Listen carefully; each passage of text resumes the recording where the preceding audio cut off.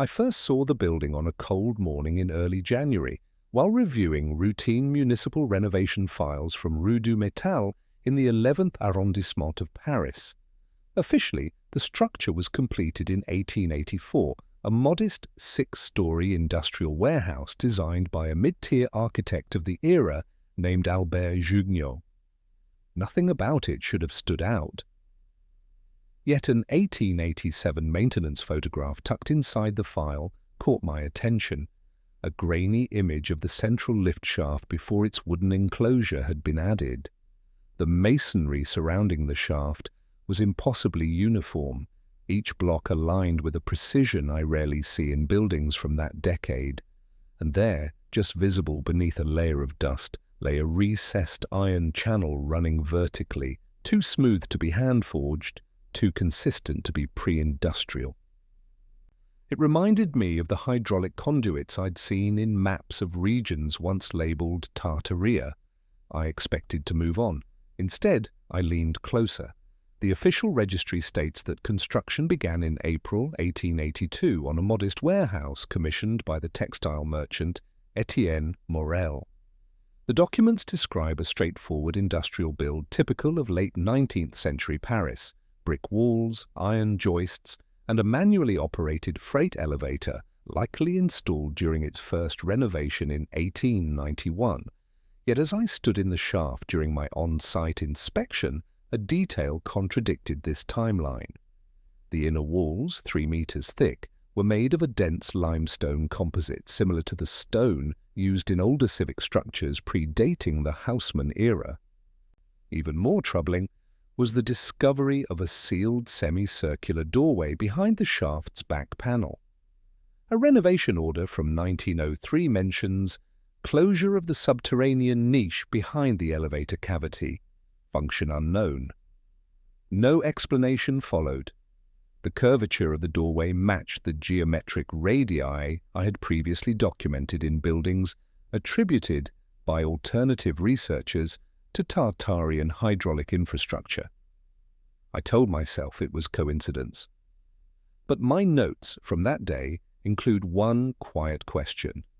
Why would a pre-elevator structure include a sealed, perfectly symmetrical chamber aligned to a lift shaft that did not yet exist? An 1883 construction photograph shows workers standing around the load-bearing core. The elevator cavity is visible, but no mechanical components appear in the image. Instead, the walls reveal smooth vertical grooves, unbroken, uniform, and too precisely machined for chisels of the period. The grooves reminded me of pressure channels found in 19th century starfort basements across Eastern Europe, structures that some researchers argue belong to earlier Tartarian engineering networks. Those channels often aligned with water-bearing strata, suggesting a hydraulic function lost in later renovations. An industrial journal entry from 1885, written by site foreman Jean-Marie Duret, notes, "Certain cavities below the central column do not correspond with the approved plans. We filled them, though their stonework predates our project." Predating a project that was itself built in the early industrial era. The symmetry of the grooves, spaced exactly 12.5 centimeters apart, matched a pattern I had traced years earlier on an 1801 atlas of Greater Tartary, pulled from a Moscow archive. I began to wonder whether the lift shaft had been built onto something, not inside something new. The warehouse basement reaches only 2 meters below street level, or so the official plans claim. But when I reviewed the 1903 renovation blueprint, a faint pencil edition caught my attention, an irregular polygon sketched beneath the elevator shaft with the note concrete pour over original chamber. The original chamber, if it existed, would extend at least 3 additional meters downward. Standing there decades later, I tapped the floor beneath the lift. The sound returned hollower than surrounding foundations. A non-invasive scan confirmed a void. If the chamber truly predates the 1884 construction, whose design was it? And why was it sealed? The shape of the polygon, 6 sides, slightly elongated, resembled the hydraulic cells found in Tartarian starfort geometries, where water pressure and architectural stability worked as one system. The official record offers only silence. My reflection at the end of that day reads, "The warehouse is not anomalous. Something older lies beneath it, something that shaped the elevator's placement before the architect ever arrived." While reviewing architectural files in the Paris Municipal Archive, I found a blueprint labeled simply Vertical Conveyance Assembly, basement to roofline, undated and signed, with initials inconsistent with Jugnot's usual mark. The drawing shows a vertical shaft nearly identical to the lift cavity that exists today, except the blueprint predates the 1891 renovation, when the elevator was supposedly first installed. The lines are too clean, the proportions too perfect. 1.1 ratios across the chamber, width and shaft depth. More startling was the depiction of dual lateral channels flanking the shaft, channels that do not appear in any official plans but correspond exactly to the hidden recesses I measured behind the wall panels.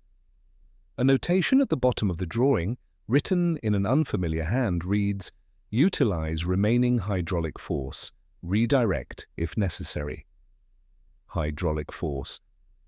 Yet city water lines did not reach this street until 1894. Similar phrasing appears in several Tartarian engineering conjectures, suggesting that pre-industrial lift systems functioned through ambient water pressure, not boilers or electricity.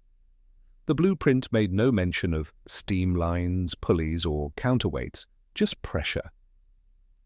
I left the archive unsettled. To avoid confirmation bias, I compared the Paris findings with unrelated structures from my ongoing studies. One stood out, the Gostiny Devor Trading Hall in Kazan, officially rebuilt in 1795, but housing a deep central chamber with vertical channels carved into stone walls. A photograph from 1872, taken before Soviet-era renovations, shows masons examining a central pit that resembles a lift cavity. The same symmetrical channels, same polished stone, same inexplicable geometric precision. Kazan, notably, appears on multiple pre-1850 European maps as a region within independent Tartary. When I aligned the Paris grooves with those in the Kazan photograph, the spacing matched to within 2 millimeters. The engineering signature, if that's what it was, seemed too consistent to be coincidence across centuries and continents. All official records classify the Paris warehouse as an isolated industrial building. But the pattern emerging told a different story. Traces of a vertical transport system not powered by steam or electricity, yet mirrored across regions historically labeled as Tartaria. Returning to Paris, I collected water table data from the Seine Basin Registry. Curiously, a subterranean stream once flowed directly beneath Rue du Métal, diverted in 1878 during municipal sanitation works. If a pre-existing chamber beneath the warehouse aligned with that watercourse, it could theoretically generate hydraulic pressure, enough to power a vertical lift if the infrastructure was sophisticated enough. A field notebook from 1889, written by Inspector Benoit Rogier, mentions persistent moisture near the sub-elevator cavity and metal components rusted beyond expectation. Yet no metal components should have been present in a space allegedly filled with concrete years earlier. The repeated references to water, documented, unexplained, ignored, echo descriptions I've encountered in Tartarian system studies, an architectural tradition that integrated buried hydraulic channels into large structures for unknown mechanical purposes. One margin note in Rogier's notebook lingers in my memory. Water rising where plans show solid stone. An observation, not a theory.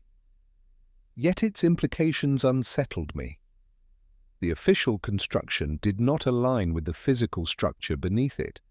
I spent several evenings studying old maps, those that label vast northern regions as Tartaria, looking for correlations. The 1706 Guillaume de Lille map shows a continuous territory marked Grande Tartarie, stretching from the Volga to the Pacific. The 1771 Encyclopaedia Britannica describes Tartary as the greatest empire on the face of the earth.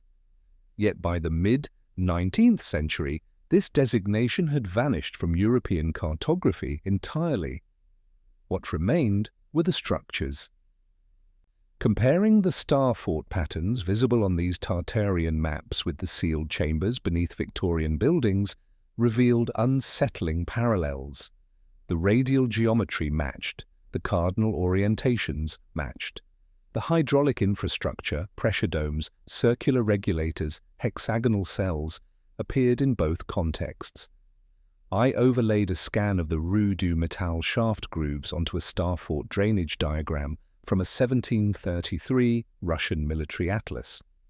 The proportions aligned almost perfectly. Alternative researchers call this Tartarian architectural DNA. I was beginning to understand why. The pattern was becoming impossible to dismiss as coincidence. Measuring the shaft walls again, I found that the width of the cavity, 1.728 meters, matched a ratio identical to a pattern recurring in Tartarian dome bases from Bulgaria, Mongolia, and parts of the Siberian railway network. 27, 27, 27 point in increments forming a harmonized mechanical grid. Victorian warehouses rarely exhibit such precision. Most industrial lifts were retrofitted irregularly into existing buildings. But here, everything aligned with a uniformity suggesting the shaft had been built first, the building later. An obscure engineering journal from 1892, Revue des Travaux Urbains, includes a letter from an anonymous engineer describing ancient mechanisms of vertical conveyance found beneath various Parisian foundations, likely pre-revolutionary. The passage continues. Their geometries are precise to a degree exceeding contemporary tools. The purpose of these chambers remains unclear. Purpose unclear. Tools insufficient. I began to accept that the elevator cavity beneath Rue du Métal might not be an elevator cavity at all, at least not originally. In my notebook I wrote, "Symmetry implies intention, but whose?" A renovation order from 1954 uncovered in a dusty municipal folder described the removal of obsolete subfoundational hardware beneath Rue du Métal. The accompanying sketch shows two cylindrical metal components labeled unknown function. Photographs taken by the contractor show these pieces before disposal, long iron tubes with flanged ends resembling pressure regulators rather than Victorian lift components. When I cross-referenced them with images from Fort Zverev near Kronstadt, a star fort partially attributed by alternative researchers to late Tartarian engineering, I found nearly identical iron cylinders embedded in its hydraulic chambers. The fort's official history provides no explanation. The Paris renovation sketch included one chilling annotation: non-electric mechanism possibly connected to water rise, non-electric. Post-1950 engineers still did not know what they were removing. The realization solidified quietly over several days. Whatever system once existed beneath Rue du Métal was not Victorian, and someone had dismantled it without understanding it.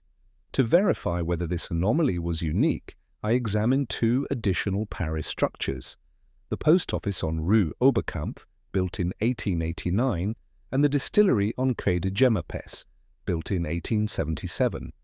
Both contain sealed sublevels directly beneath their elevator shafts, sublevels absent in official plans, but visible in early photographs. In each case, a hexagonal chamber sat precisely where a hydraulic cell would appear in Tartarian architectural analyses. The stonework was smoother than surrounding walls. The geometry, again, perfect. Most revealing were the remnants of iron rings embedded into the chamber walls, identical in spacing and size across all three buildings. In known Tartarian star forts, such rings anchored pressure mechanisms regulating water flow.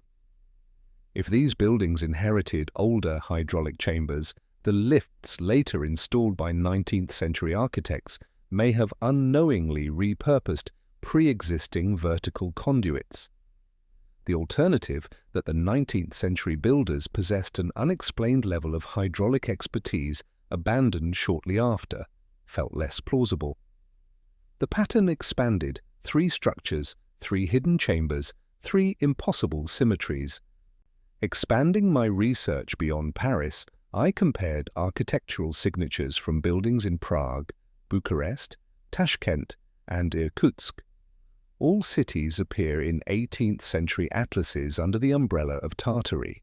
In nearly every case I found a central vertical conduit predating modern elevators, flanking recesses matching hydraulic channel spacing, sealed sub-level chambers shaped as hexagons or octagons, stone polishing techniques inconsistent with period tools.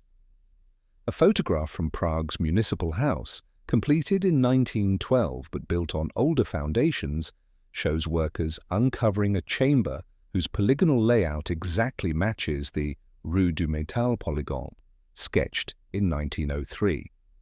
A blueprint from Tashkent's Chorsu area, dated 1878, depicts a vertical chamber with identical channel geometry, though mislabeled as ventilation. Connecting these clues felt almost intrusive.